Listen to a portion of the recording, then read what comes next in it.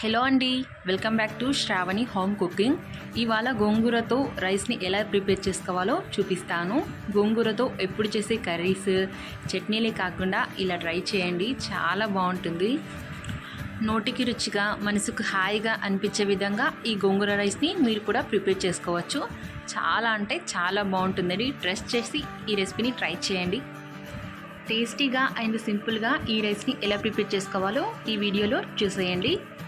ఈ రెసిపీ కోసం ఒక చిన్న కట్ట గోంగూరను ఈ విధంగా తీసుకొని వాష్ చేసి తీసుకున్నాను. స్టవ్ ఆన్ చేసి ఒక కడాయి పెట్టి అందులోకి 1 టేబుల్ స్పూన్ వరకు ఆయిల్ని వేసుకోవాలి. ఆయిల్ హీట్ అయిన తర్వాత 1/2 టేబుల్ స్పూన్ వరకు ఆవాలు వేసుకోవాలి. 1/2 టేబుల్ స్పూన్ కంటే తక్కువ మెంతులను కూడా యాడ్ చేసుకోవాలి. చాలా టేస్టీగా ఉంటుంది గోంగూర రైస్లోకి ఈ మెంతులు అనేవి. ఈ రెండింటిని కూడా ఆయిల్లో కాసేపు ఫ్రై చేసుకోవాలి. ఇవి కాస్త ఫ్రై అయిపోయిన తర్వాత ఇందులోకి రైస్కి సరిపడా ఎండుమిర్చిని కూడా యాడ్ చేసుకోవాలి.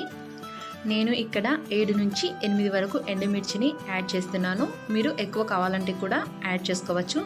ఇలా వేసుకొని వీటిని కూడా కాసేపు ఫ్రై చేసుకోవాలి.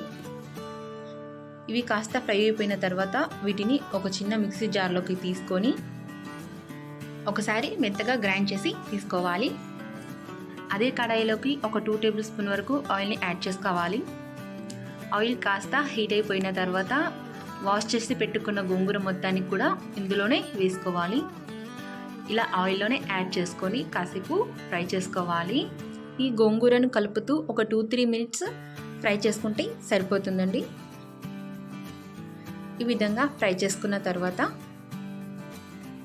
గ్రైండ్ చేసి పెట్టుకున్న ఆవాలు 5 మెంతి పొడి ఉంది కదండి, అదే మిక్సీ జార్లోకి ఈ గోంగూర మొత్తాన్ని కూడా యాడ్ చేసుకొని మొత్తాన్ని కలిపి ఒకసారి మెత్తగా గ్రైండ్ చేసుకోవాలి.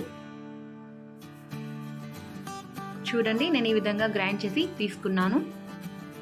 మెంతులు, ఆవాలు, ఎండుమిర్చి, గోంగూర మొత్తాన్ని కూడా ఇందులోనే గ్రైండ్ చేసి తీసుకున్నాను.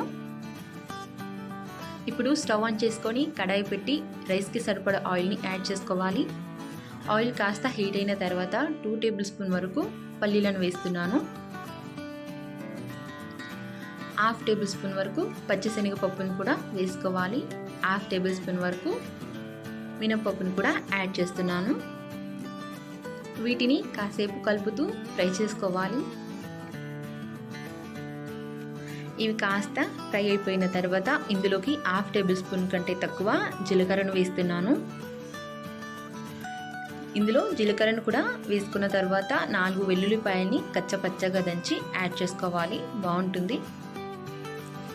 2 పచ్చిమిర్చిలను కూడా చిన్న చిన్నగా కట్ చేసి యాడ్ చేస్తున్నాను. ఈ మొత్తాన్ని కూడా ఒకసారి కలిపేసుకున్న తర్వాత ఇందులోకి కరివేపాకును కూడా ఇప్పుడు యాడ్ చేసుకోవాలి. ఇందులోకి గ్రైండ్ చేసి పెట్టుకున్న గోంగూర పేస్ట్ మొత్తాన్ని కూడా యాడ్ చేసుకోవాలి. ఈ పేస్ట్ మొత్తాన్ని యాడ్ చేసుకున్న తర్వాత ఒకసారి మొత్తాన్ని కూడా కలిపేసుకోవాలి. ఈ విధంగా కలిపేసుకున్న తర్వాత కొద్దిగా పసుపుని యాడ్ చేసుకొని రుచికి సరిపడా సాల్ట్ని కూడా యాడ్ చేసుకోవాలి. ఇప్పుడు ఈ మొత్తాన్ని కూడా ఒక 2 మినిట్స్ పాటు ఆయిల్లో బాగా ఫ్రై అవ్వనివ్వాలి. 2 మినిట్స్ పాటు కలుపుతూనే ఫ్రై చేసుకోవాలి. ఈ విధంగా ఫ్రై అయిపోయిన తర్వాత మీరు మిగిలిపోయిన రైస్ని అయినా ఇందులో యాడ్ చేసుకోవచ్చు. అప్పుడే ప్రిపేర్ చేసిన రైస్ని అయినా యాడ్ చేసుకోవచ్చు. నేనైతే అప్పుడే ప్రిపేర్ చేసిన రైస్ని 2 కప్పుల వరకు యాడ్ చేస్తున్నాను. రైస్ మొత్తాన్ని యాడ్ చేసుకున్న తర్వాత ఒక 3 to 4 మినిట్స్ వరకు మీడియం ఫ్లేమ్లోనే రైస్ మొత్తాన్ని కలిపేసుకోవాలి. ఇలా మీడియం ఫ్లేమ్లోనే రైస్ని కలిపేసుకోవడం వల్ల రైస్ అనేది చాలా టేస్టీగా ఉంటుంది. ఏదో చెప్పాలి అని కాదండి, నిజంగానే చాలా టేస్టీగా ఉంటుంది. ఖచ్చితంగా ఇదే ప్రాసెస్లోనే ఇలాగే ట్రై చేయండి. ఎలా వచ్చిందనేది కామెంట్ రూపంలో మీరే తెలియచేయండి. గోంగూరతో ఈ రైస్ని అస్సలు మిస్ అవ్వకండి, ఖచ్చితంగా ట్రై చేయండి. మీకు ఈ వీడియో నచ్చినట్లయితే లైక్ చేయండి, కామెంట్ చేయండి, సబ్స్క్రైబ్ చేసుకోవడం అస్సలు మర్చిపోకండి. ఇలాంటి టేస్ట్ అండ్ హెల్తీ రెసిపీస్ కోసం మా ఛానల్ని ఫాలో అవుతూ ఉండండి.